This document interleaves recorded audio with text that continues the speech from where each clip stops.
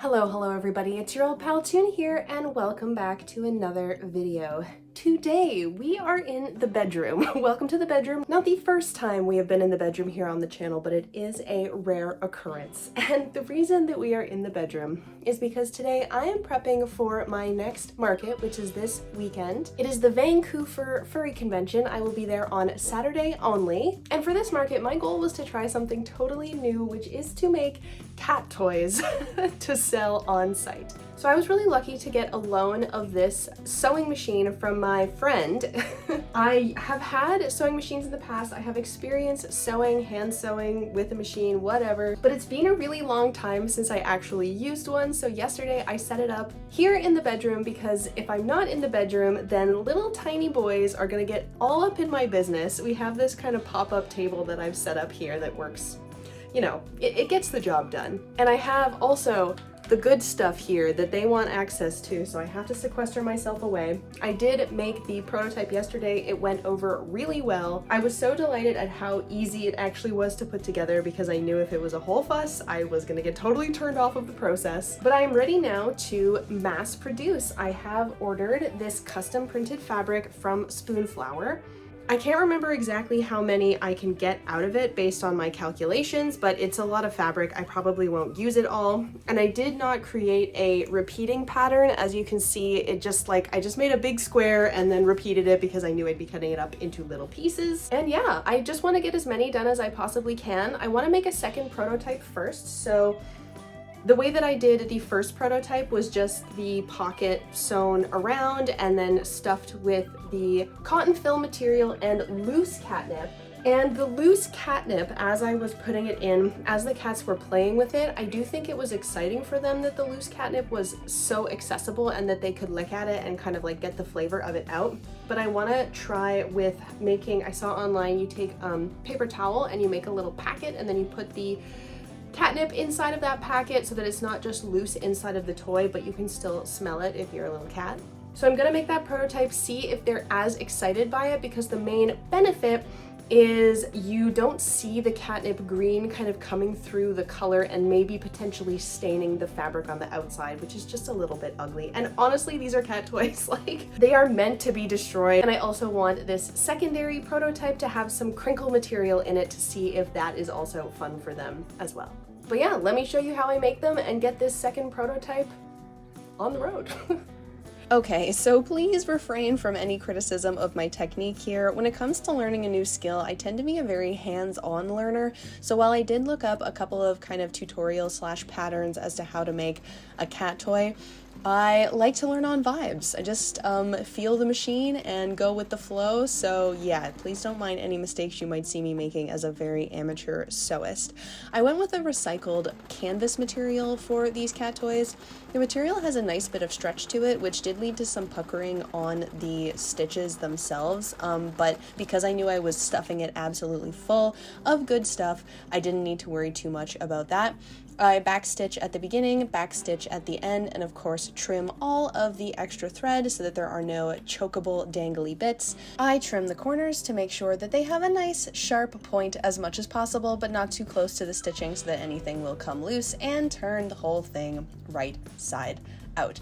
It would be prudent to iron at this point as well, but again, I'm not really too worried about it given that these are cat toys that are basically pillows that are going to be stuffed. I roll up a piece of parchment paper cut to size to be my crinkle element and act as a lining for the entire catnip toy, and I stuff my toy starting with one layer of cotton, and then I added 2 different areas of catnip. I did go with the paper towel like packet technique for this one, but for the mass production I was like, this is too fussy, and I just went with sprinkling some catnip in because the parchment acts as a barrier to the fabric.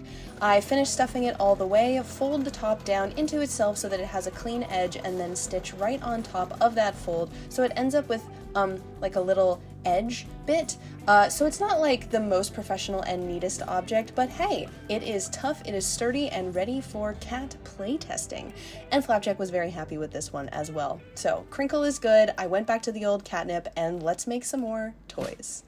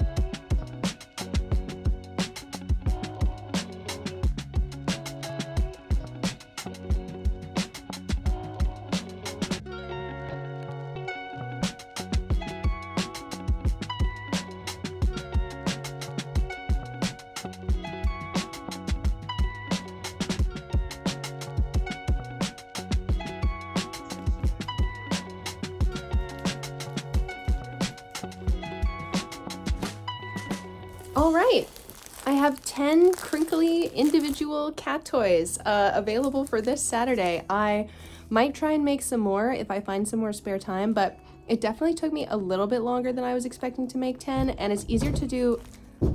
That is the cats trying to get into the bedroom because they really, really want all of these right now. Glowing endorsement, if I do say so myself. But yeah, this is obviously like a total trial run situation here for me, and hopefully people will respond well to them. We will have to wait and see. And I do have a vision of making them to sell online. I'll probably do like a nori flapjack themed one if I put them online to sell. But because they are a wide object, they would have to ship as a package, which means if I'm selling these for like $8 or $10, you're gonna have to pay $10 or $20 to have it shipped to you. So my idea is that in a secondary version, I will add Velcro to the end here and then ship them as unstuffed. So the customer then would receive it, would use their own cotton batten fill and catnip to put inside, and that way you can like swap it out and keep the catnip fresh and stuff too. So it's kind of a better product, even if it requires a little bit of DIY. But yeah, I feel like this is a weird life goal. I got this idea in my head to make these cat toys like sometime around the start of the year, and I've been struggling to have goals at all, really. And so I was thinking, this is so easy, I might as well follow through with it. Consider it done, and I hope it brings many cats joy, because I want to bring people joy, but if I can also bring cats joy, it's like a double whammy.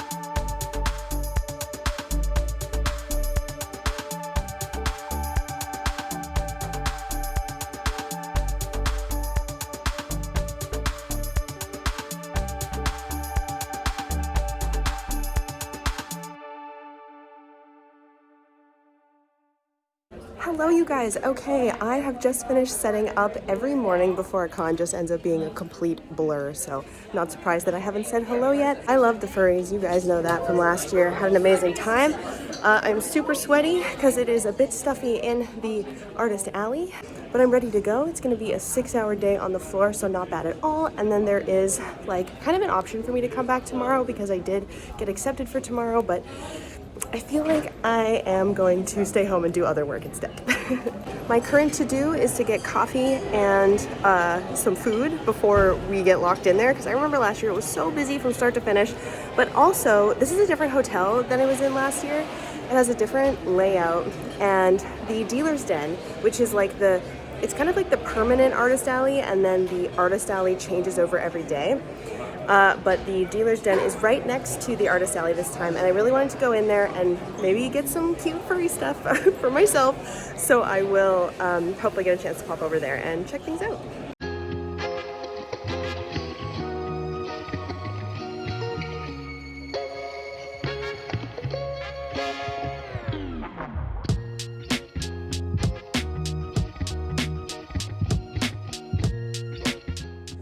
I need to do more orange cats because I recently got one, and he's working on his way to be fat, but he's still baby right now. Yes, the other one's fat, so he'll get there. There he is. Yeah. I'll show you mine. Show me your cats. Yours is in training, but mine has mastered The art of chonk.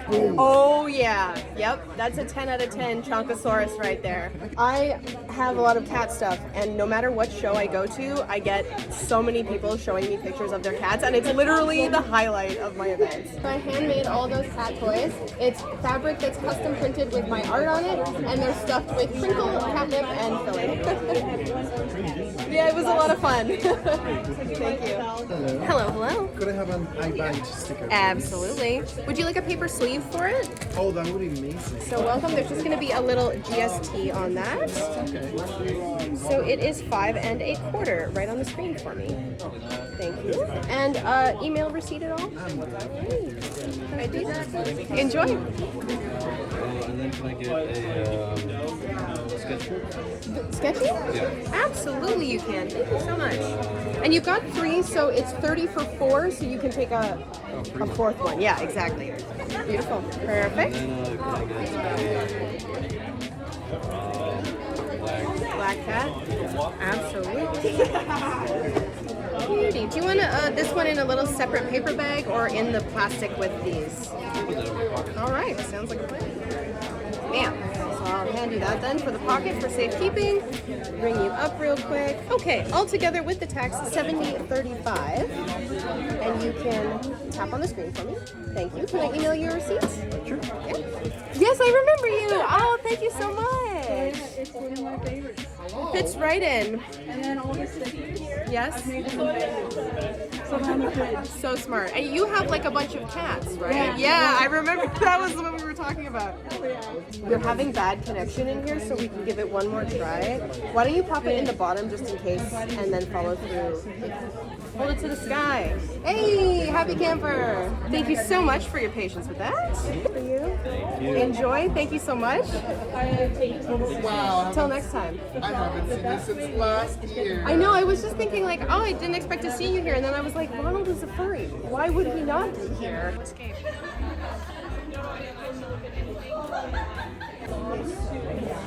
There's a lot to take in at my table. So these are 2 zines. This is a sketchbook zine, collection of my favorite sketches from my sketchbook, and this is a zine about making friends with cats in your neighborhood. We're having connection issues, so cross your fingers and hope for the best. $5.25 with GST, and you can tap or insert. Kind of towards the top. Yeah, there we go. Hey, can I email you a receipt or text? Yeah. Yes. Perfect. Thank you so much. I visited Earth and all I got was anxiety. Ain't that a mood? Is it? What I have is I visited Earth and all I got was anxiety. Sticker. Absolutely. Would you like a paper sleeve? No, I'm not. I'm good. Thank you. You are so welcome. Sorry. Yes, and what it is it's like older stock or stuff that I'm phasing out, and some of it is stuff that's here and some of it isn't. But my desire to clear out room is your gain because you get a lot of stuff for cheap. Yeah, exactly. And I listed listed what's inside so you know what to expect. The contents, thank you. It's got the ingredients, but that is not correct. Yeah. Have a great weekend. All right. Yeah. I'm gonna try it. I'm sure it will go over well. Black cat. We'll just get that packaged up for you real quick. You've refreshed. They're perfect. Thank you so much. Oh my god, a new rubber ducky for my collection.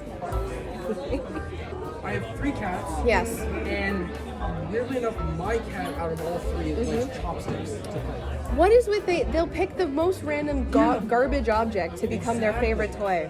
I've heard that a good strategy is to like take the toys and then hide them and like rotate the toys that are available for them, because then you continue to introduce new things. Yeah. So I don't know. Hello, Angel. You have your own badge.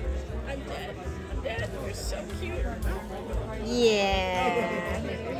Living her best life. Crunch.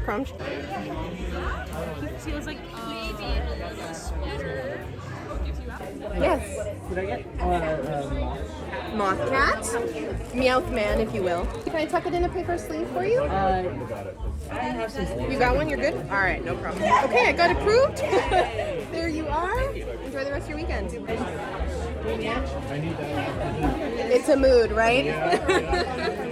I'll be back. Okay. There's so much I want to see. Yeah, and we're closing in. You got 10 minutes before we close. Yeah. Thanks a lot. That's a good response. Yeah, I'll take it.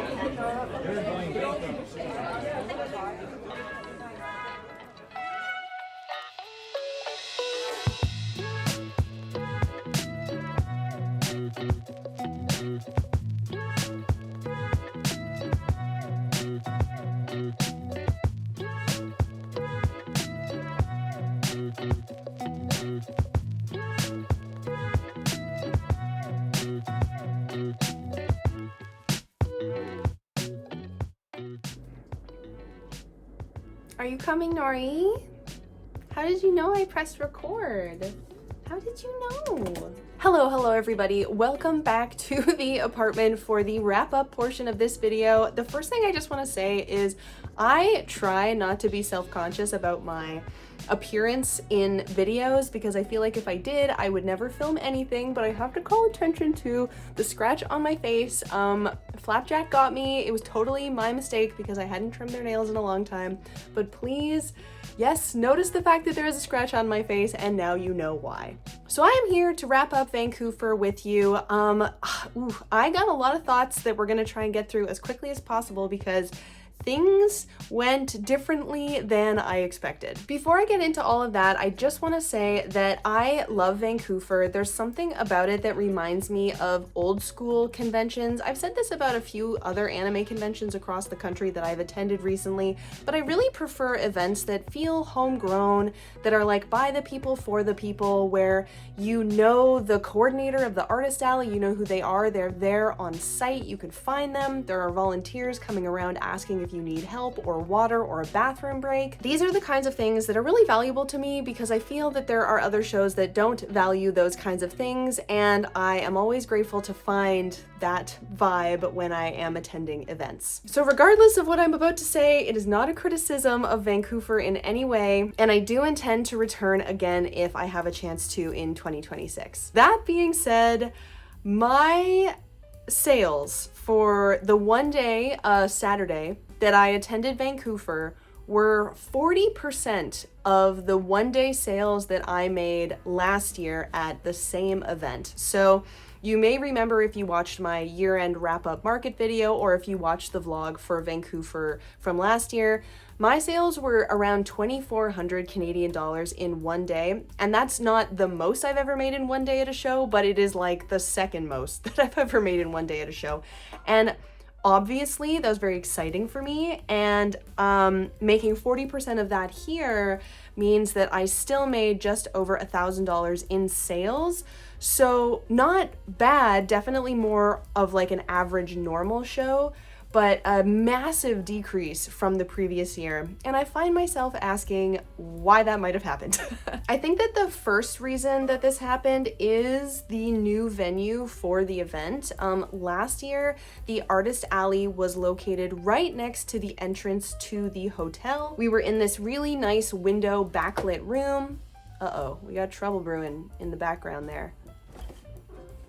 Oh, Spaghetti-o. Just licking, but licking always leads to biting. One moment. And the new venue, the Artist Alley, was located right next to the Dealer's Den, both of which were at the end of a very long corridor that you had to kind of go around and around a couple of times to access. And the hotel layout itself for the entire convention was a bit labyrinthine. I heard that on Friday there was less traffic in the artist alley itself, but that sales may have been better for some people than they ended up being on Saturday, which is the day that I was there.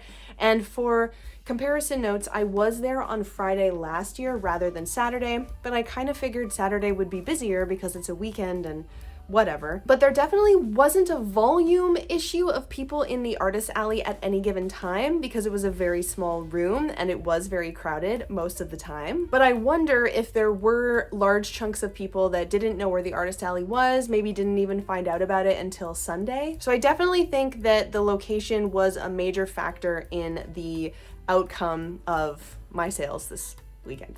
The other reasons are kind of your usual reasons, one of which being the economy. Apparently ticket sales to the Vancouver convention were the highest they've ever been, but sometimes when you buy tickets to a show, you don't have any money to spend at the actual show. So, you know, that's something that's outside of my control, and it's something that I absolutely will be reporting on throughout the year, especially as I am returning to a number of shows, but also doing a bunch of new shows. So we should be able to get some information about 2024 versus 2025 to see if there is a downward trend across the board. And then the last reason is that I did have different products this year. I did not bring my tote bags and I didn't have any t-shirts left, and I do remember those selling quite well at Vancouver last time. But I did have the cat toys and I also had grab bags, and the cat toys and grab bags actually accounted for like a third of the sales that I made. So like a little over $300 for the day. It really is amazing that this is like a thing that you can do for your job when numbers are so wildly random. And that is why I try to say, as long as I make $1,000 a day, it's worth it. It's not something, I'm not going to scratch it off of my next year list. And at least this was local, and my expenses were $60 for the table, I think $60 for the pass to the convention, and then I did have to take one $50 Uber across town to get there. So that's just under $170. And then of course you have to take product cost out of the final sales numbers as well if you want to like start to calculate profit, but I do that all at the end of the year instead. The other main hiccup that you did see me reference in some of the clips that you saw earlier was that we had terrible service in the artist alley and the dealer's den, which is basically the nightmare scenario. I actually haven't encountered this in a long time, but there was no Wi-Fi available to exhibitors, so we were all working off of data, and the data just like wasn't working. I don't think I lost any sales because of this. There were two people who had to scurry away to like the foyer of the hotel to get service again, who then sent me an e-transfer, which is kind of like a Zelle payment, and then come back to my table, show me that they sent it, and then I just gave them their stuff. Both of them went through fine, so everything was okay there. It's such a nightmare, and it looks unprofessional in my opinion if I'm just like, haha, like I can't connect to the Wi-Fi, sorry. Nori, you had a snack. You gonna eat flapjack as your next snack? And it also kind of just raises the general level of anxiety of everybody in the space, you know? They did try, I gotta give Vancouver volunteers props, they tried to encourage everybody to turn their devices onto airplane mode while they were in the area, but first of all, you know, you can check it at the door, but you can't keep somebody from turning their phone back on once they're inside of the vendors hall. But I do appreciate that they tried, and I'm sure that it's something that they will address for next year because it was, yeah, definitely not good. And speaking of the vendors hall, the dealer's den, I did get a chance to go in there after the artist alley closed because it's open for an hour later. I forgot that they don't want you to like film and take photos inside, so obviously I did not do that, so there's no clips of it. But it was like scary kind of packed in that room. The aisles between the tables were too small, the ceiling was very low, and like the claustrophobia was very real. I'm definitely kind of glad that I wasn't in there. The artist alley was also small, but the aisles were a little bit bigger, so it didn't feel quite as bad. But yeah, the general temperature across both rooms was also too high, frankly, just Thank goodness it's in the middle of spring, early spring, rather than the summer, because we'd all be dead. At the end of the day on Saturday, I really didn't find myself feeling disappointed, because I guess I sort of realized maybe it was a bit of a fluke of a number last year. Overall, I really enjoy being in the environment of the furries. I think there's a little furry man inside of me waiting to come out someday. And I do think that all of these criticisms are mostly growing pains, as they have expanded the event and moved to a new location. So of course I will try to get back in next year and hopefully be able to assess if those concerns were addressed. We'll end it on a more positive note. I did do a ton of trading and a little bit of shopping while I was there. Lots of people who either remembered me from last year or who were just ready to grab some goodies. I did a really terrible job of keeping track of where all of these came from, but I will just kind of show you some of the cute stickers that I got.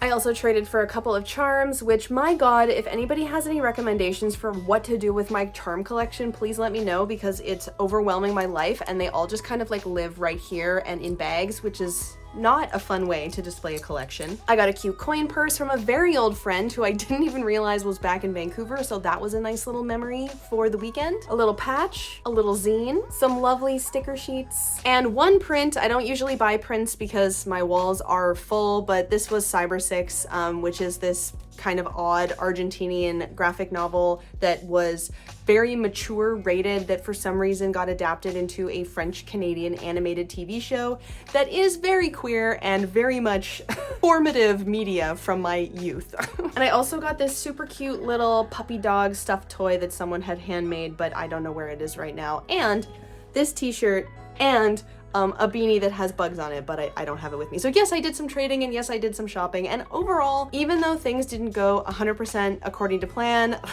it was still a successful event, still a very positive experience, and it's gonna be a while until my next one, so I wanna like bask in the glow of the fun that I had, rather than, I don't know, focus on the negatives, because there's a lot of negatives in life to be focused on, and I don't know about you, but I definitely tend to focus on the negatives, but we're gonna go ahead and retrain our thoughts to be slightly more positive. The boys are really stealing the show up there, aren't they? But anyway, I just want to wrap up this video with a quick thank you to everyone over on Patreon who is helping to support the channel. These are the people that allow me the time to film, edit, upload this bi-weekly content for you here on the channel, and in exchange they get all kinds of cool things like access to my Discord, my secret shop, digital downloads, extra content like podcasts and videos, and those who are pledged at higher tiers get mailable rewards right to their door. As you know, we are doing a Gamer Ghoul theme for March, which is so cool. Includes not only a sticker sheet and a print, but a secondary sticker sheet and a glow-in-the-dark jumbo sticker as well. If any of these rewards interest you, or if you just want to help support the channel by throwing a couple of dollars my way, please consider checking out the link in the description box below, because this is literally what allows me to continue doing art as a full-time artist. I am eternally grateful, and I hope that you enjoy everything that I have to offer over there. But either way, thank you so much for making it to the end of this video. Please like, please subscribe, leave me a comment, they make my day. And as always, stay sparkly. Don't let the cruel world dull your shine, and I will see you next time. Bye!